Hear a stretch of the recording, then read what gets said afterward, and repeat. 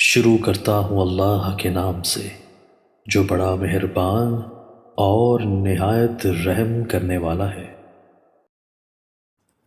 حضرت عبداللہ ابن مسعود رضی اللہ تعالیٰ عنہ سے روایت ہے کہ رسول اللہ صلی اللہ علیہ وآلہ وسلم سے روایت کرتے ہیں کہ آپ صلی اللہ علیہ وآلہ وسلم نے ارشاد فرمایا کہ ایسا نہیں ہوتا کہ کوئی بندہ کسی ناجائز طریقہ سے حرام مال کمائے اور اس میں سے صدقہ کرے تو اس کا صدقہ قبول ہوگا، اور اس میں سے خرچ کرے تو اس میں من جانب اللہ کی برکت ہو، اور جو شخص حرام مال مرنے کے بعد پیچھے چھوڑ کے جائے گا تو وہ اس کے لیے جہنم کا توشہ ہی ہوگا۔ یقیناً اللہ تعالیٰ بدی کو بدی سے نہیں مٹاتا بلکہ بدی کو نیکی سے مٹاتا ہے۔ یہ حقیقت ہے کہ گندگی گندگی کو نہیں دھو سکتی۔ تشریح: حدیث کا حاصل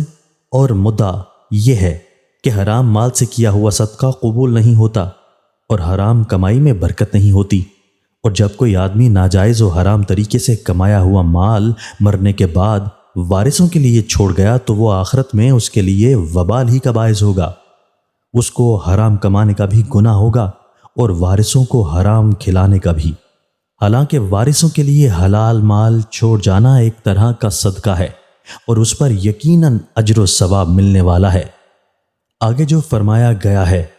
میں مال کا صدقہ قبول نہ ہونے اور مرنے کے بعد باعث و وبال ہونے کا سبب بیان فرمایا گیا ہے۔ مطلب یہ ہے کہ صدقہ اگر صحیح اور پاک مال سے ہو تو وہ گناہوں کا کفارہ اور مغفرت کا وسیلہ بن جاتا ہے، لیکن اگر حرام اور ناپاک مال سے صدقہ کیا گیا تو نجس اور ناپاک ہے، وہ گناہوں کی گندگی کو دھونے کی اور گناہوں کا کفارہ اور مغفرت کا وسیلہ بننے کی صلاحیت نہیں رکھتا۔ جس طرح گندے اور ناپاک پانی سے ناپاک کپڑا پاک صاف نہیں کیا جا سکتا۔